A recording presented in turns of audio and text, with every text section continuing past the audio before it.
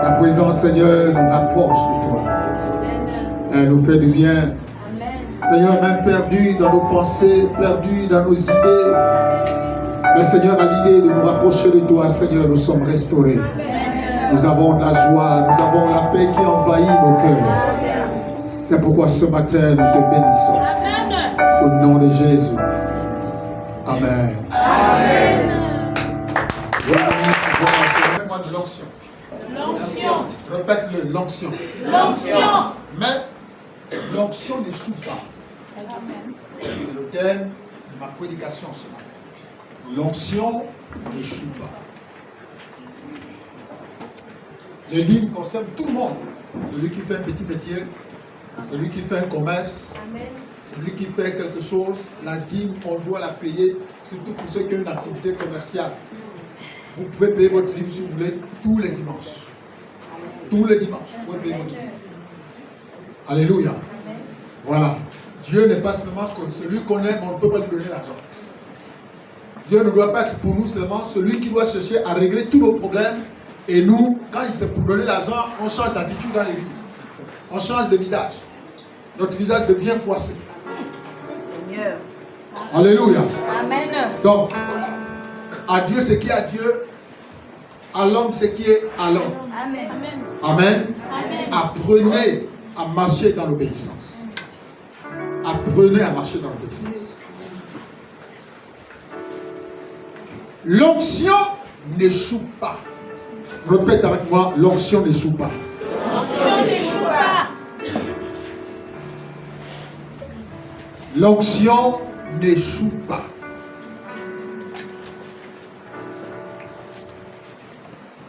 J'ai vu beaucoup de personnes prier. J'ai entendu beaucoup de chrétiens demander à Dieu une augmentation, pas de salaire, mais de l'onction. Une augmentation de l'onction. Seigneur, donne-moi une onction plus grande. Donne-moi une onction plus grande pour faire des miracles, pour faire ceci, pour faire cela. Nous demandons souvent les onctions à Dieu pour faire des grandes choses. Amen. Mais les petites choses qui nous sont soumises, on n'arrive pas à les faire. Mais nous demandons à Dieu une grande onction. Amen. Seigneur, je veux une onction pour guérir les malades. Je veux l'onction quand je prêche, les gens pleurent. Quand je chante, les gens pleurent. Quand je suis en train de danser, les gens vraiment sont dans l'effervescence. Seigneur, je veux une grande onction pour des miracles. Une onction, quand je prêche, je prophétise que l'onction de la puissance, que l'onction des guérisons descende, que l'onction des miracles descende, que l'onction qui surpasse toutes autres choses descende. Père, donne-moi une grande onction. Donne-moi une grande onction, j'en ai besoin. Alléluia. Amen. Et j'ai compris une chose.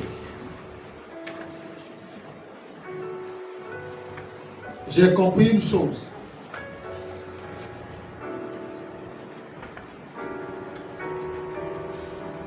J'ai compris en fait que il y a des choses que nous demandons à Dieu que nous avons déjà reçues. Nous demandons à Dieu des choses que nous avons déjà. En réalité, ça ne devait plus être une demande. Vous ne pouvez pas demander à quelqu'un quelque chose que vous avez déjà. Quelqu'un me comprend? Vous ne pouvez pas demander à quelqu'un quelque chose que vous possédez déjà. Si vous voulez demander, c'est que la chose que vous possédez s'améliore. Soit je veux que la chose que j'ai puisse s'améliorer, puisse être abondante. Mais vous ne pouvez pas demander à Dieu de vous donner la vie, parce que vous possédez la vie. Alléluia. Seigneur, donne-moi la vie pour que demain matin, tu as déjà la vie. Tu l'as en toi. Chaque matin, tu te lèves. Quand tu te balades à gauche et à droite, c'est la vie là qui te permet d'être à gauche et à droite. Mais tu ne peux pas demander à Dieu de te donner la vie alors que tu la possèdes. L'onction n'échoue pas. Chaque fois qu'une onction a été libérée sur la vie d'une personne, elle ne échoue jamais. Jamais. Le problème n'est pas que l'onction, depuis qu'on a prié, qu'on a dit ceci, qu'on a relâché ceci sur ma vie, je ne vois pas une amélioration. Le véritable problème est de pouvoir entretenir ce que l'on possède ou ce que l'on entend. Parce que si ce que tu as entendu de Dieu tu as pris ça avec légèreté, tu as pris ça avec négligence, ne t'attends pas à ce que ces paroles puissent avoir de l'effet dans ta vie. L'onction n'échoue jamais. Mais pour comprendre ce que c'est l'onction, pour comprendre d'abord pourquoi l'onction n'échoue pas, il faut comprendre ce que c'est l'onction. C'est quoi l'onction? C'est quoi l'onction? L'onction est la capacité de Dieu que Dieu donne à un homme pour accomplir quelque chose de précis. L'onction, c'est le pouvoir de Dieu. Et chaque chrétien possède ce pouvoir. Le pouvoir de Dieu. C'est-à-dire, on possède. Dieu nous a donné son pouvoir pour un but précis. Et si vous voyez, l'onction diffère de puissance. Le pouvoir dont il est question diffère de puissance. Vous allez vous rendre compte que dans Actes des Apôtres, il est dit, restez ici jusqu'à ce que vous soyez revêtus de la puissance. Vous voyez, la puissance dont il est question là, c'est celle qu'on appelle dunamis. Mais ça s'écrit dunamis. Dunamis. Donc, cette puissance, en grec, elle regroupe à l'intérieur le pouvoir qui est dunamai. Est-ce que vous comprenez?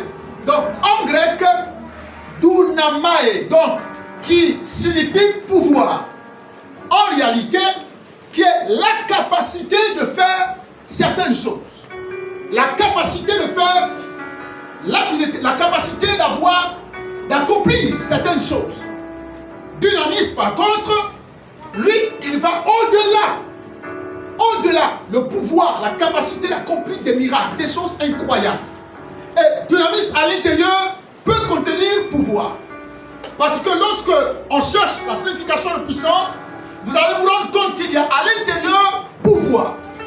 Or, quand vous cherchez la signification de pouvoir, il n'y a pas de puissance à l'intérieur. Alléluia. Amen. Donc,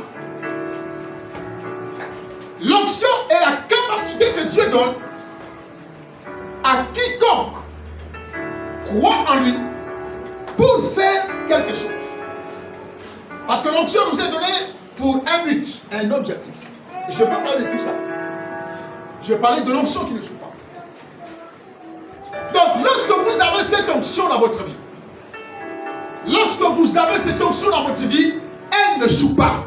Tu peux broncher, mais elle ne va jamais échouer. Tu peux trébucher, mais elle ne va jamais échouer. Tu peux connaître des moments difficiles, mais elle ne va jamais échouer.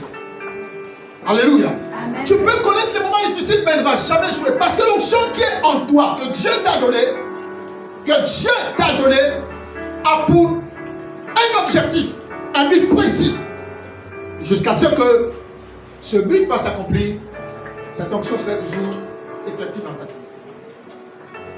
Alléluia. Amen. L'onction n'échoue jamais. L'onction n'échoue jamais. Mais nous pouvons faire retarder l'onction. Nous pouvons faire retarder l'onction à cause de ce que nous vivons, à cause de ce que nous faisons, à cause du péché, à cause de notre manière de vivre. Nous pouvons faire retarder le plan de Dieu dans notre vie. Mais l'onction elle-même, elle n'échoue pas. Amen. Regardez. La Bible dit 7 fois le juste tombe, 7 fois l'Éternel. 7 fois le juste tombe, 7 fois l'Éternel le rêve. C'est-à-dire que si le juste tombe une fois, et puis quelqu'un l'abandonne, oh, il est tombé. La Bible dit 7 fois l'Éternel le relève. C'est-à-dire que quelqu'un peut trébucher, mais l'Éternel, quand tu es juste devant Dieu, l'Éternel va te relever. Amen. Alléluia. Amen. 7 fois. En fait, cela ne signifie pas qu'on va forcément tomber 7 fois. Mais l'Éternel veut nous faire comprendre qu'il peut arriver que le juste trébuche aujourd'hui, demain, après-demain. Mais l'Éternel sera toujours là. Ce n'est pas du jour au lendemain qu'un juste est envoyé en enfer. Non. Ce n'est pas du jour au lendemain qu'un juste est bon, d'accord. Mais les hommes font quoi? Les hommes vont commencer à le juger. Les hommes vont commencer à le condamner. Les hommes vont commencer à dire oh. Les hommes vont commencer à dire A. Les hommes vont commencer à dire B. Mais Dieu du haut des cieux sait que son juste attribution. Et à partir de là, il va commencer à venir, à le relever, l'encourager, le fortifier, jusqu'à ce qu'il se relève.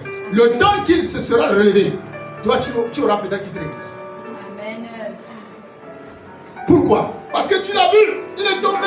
Je l'ai vu, il est tombé. Et l'Éternel ne l'a pas abandonné. La Bible dit l'Éternel 7 fois. Donc l'Éternel ne l'a pas abandonné. Alléluia. Amen. Frère, dis à ton frère, l'onction n'échoue pas. L'onction n'échoue pas. On peut connaître des turbulences, oui, Amen. mais l'onction n'échoue pas. Amen. Frère, quand Dieu t'a, ouais, quand l'onction que tu as vient de Dieu, frère, tu peux subir des moments difficiles, mais cette onction demeure là. Amen. Sauf quand ça ne vient pas. Quand ça ne vient pas de Dieu, quand tu es parti avec tout ce qui paraît être comme l'onction de Dieu dans ta vie. C'est tout. Mais quand l'onction est de Dieu,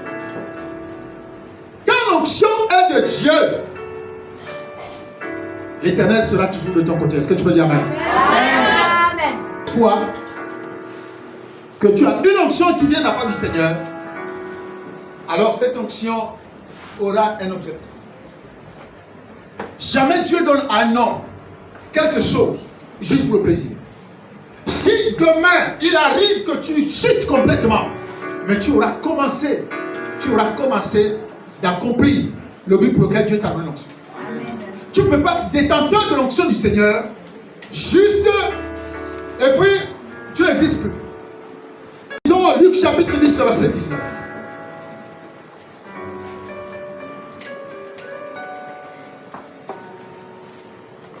Luc chapitre 10, verset 19.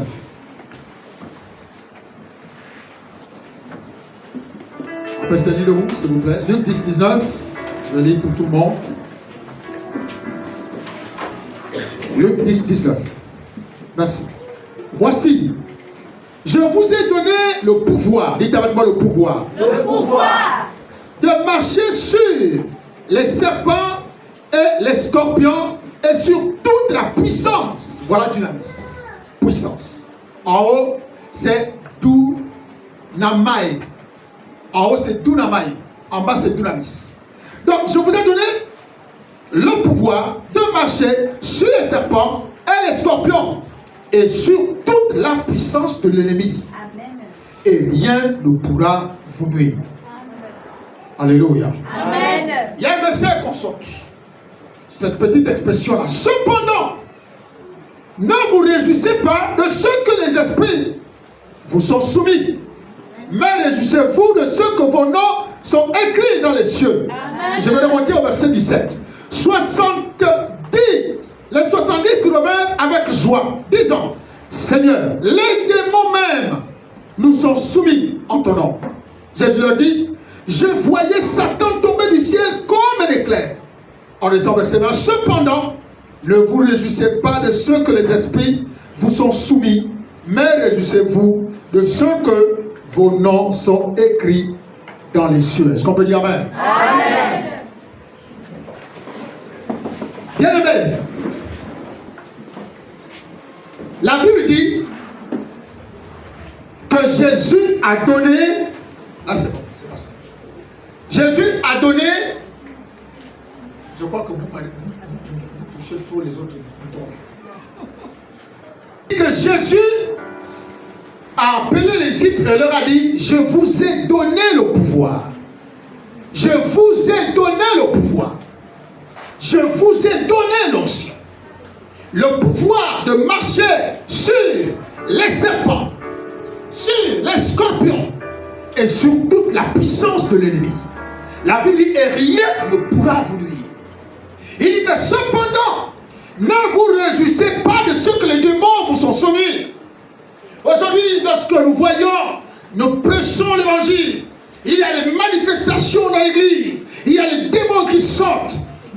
Même si on fait semblant d'être plus humble, mais tout au fond de notre cœur, on est content. On se dit, mon Dieu, j'ai encore la puissance, j'ai encore l'onction, j'ai encore le pouvoir. On est heureux. Et lorsqu'on marche même devant les gens, c'est-à-dire que quand on marche, on a comme l'impression que les gens nous regardent différemment parce qu'on a l'impression que cet homme ne vit pas sur cette planète. Et ça, c'est ce qui est en nous.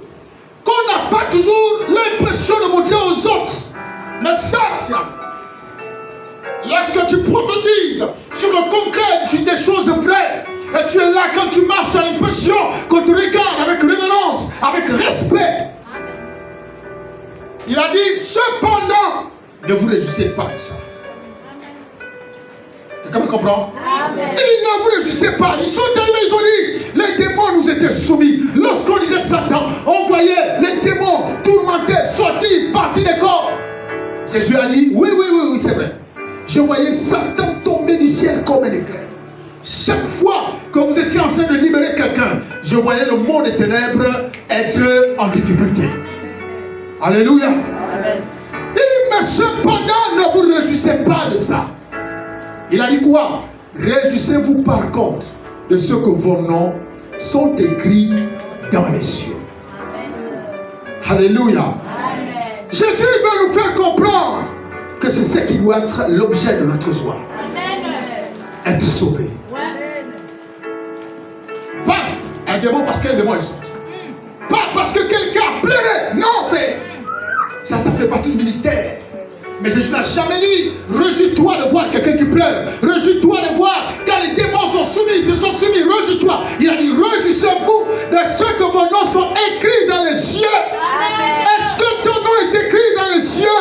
Même quand tu pries, tu chasses les démons. Est-ce qu'on te connaît dans le ciel? Même quand tu prophétises, est-ce que t'on connaît dans le ciel? Même quand tu prêches avec puissance, est-ce que dans le ciel on te connaît? Alléluia. Amen. C'est ça le problème avec les chrétiens charismatiques de l'éveil. C'est pourquoi beaucoup manquent de respect aux aînés. N'écoute même plus les pères, non plus les considérations pour les pères. Et je vous disais ici, celui qui n'a pas de père ne peut avoir aucun héritage. Aucun héritage. Quelqu'un me comprend? Amen. Si moi je suis père et que j'ai été élevé par j'ai grandi avec mon père, tout. Si mon père a construit une maison, je sais qu'à la fin de la vie de mon père, la maison de mon père là, me revient. Amen. Mais si toi tu n'as pas un père spirituel, tu ne recevras que l'héritage. Rien du tout. Tu prendras à gauche et à droite, dehors, partout, tu en prendras. Et tu vas te cultiver de ça, tu vas te nourrir de ça. Alors qu'en réalité, un vrai fils doit avoir l'héritage de son père. Amen. Il doit avoir l'héritage de son père. Et je vous ai donné le pouvoir. Je vous ai donné le pouvoir. Tous autant que nous sommes bien-aimés, nous avons reçu le pouvoir de la part du Seigneur. Nous avons reçu ce pouvoir. Pourquoi? Pour résister à l'ennemi.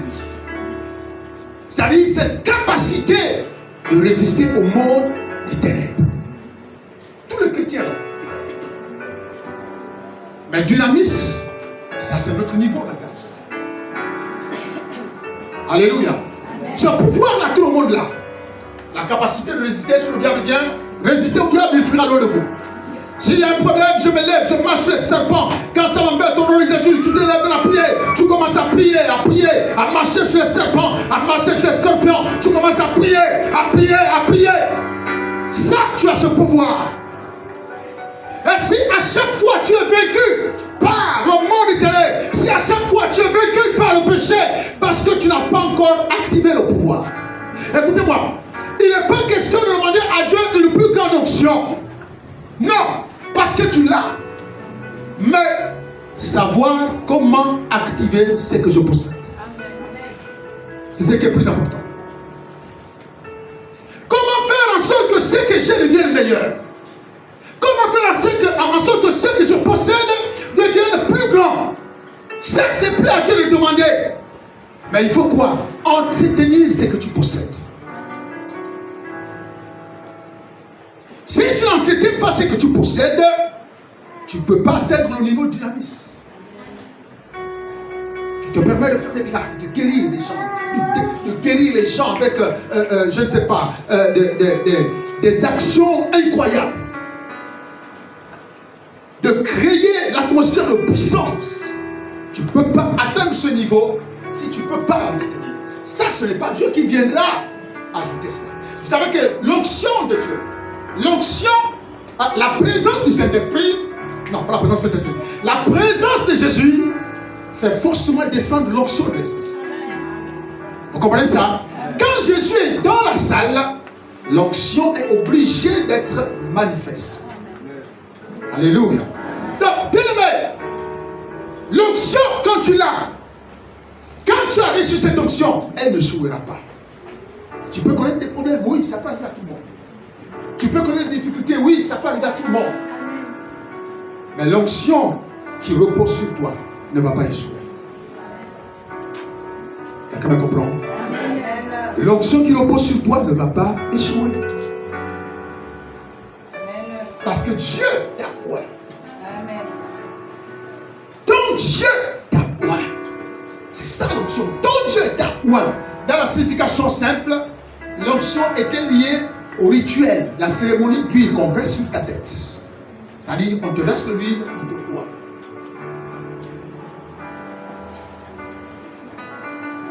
Alléluia. Amen.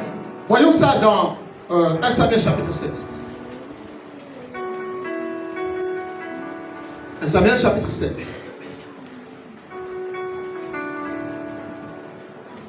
Un Samuel 16, je veux quelqu'un pour lire 12 à 13. 1 Samuel 16, 12 à 13.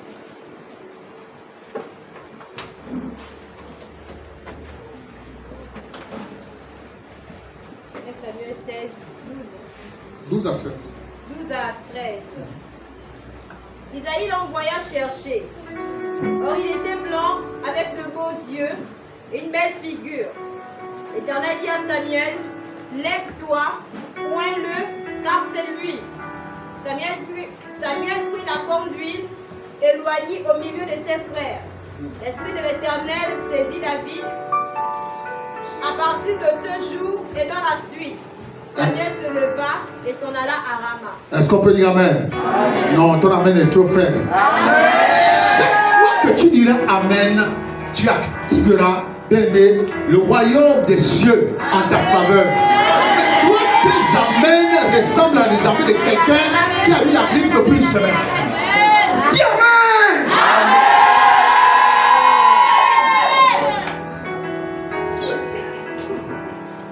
La Bible dit,